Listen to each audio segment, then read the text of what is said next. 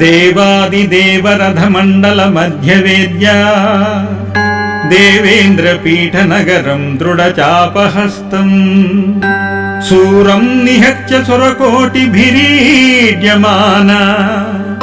वल्लीसनाथ मम देहि करावलम्बम् हारादिरत्नमणियुक्तकिरीटहारा केयूरकुण्डललसत्कवचाभिरामा हे वीरतारक जयामर बृन्दवन्द्या वल्लीसनाथ मम देहि करावलम्बम् पञ्चाक्षरादिमनुमन्त्रितगान्यतोयैः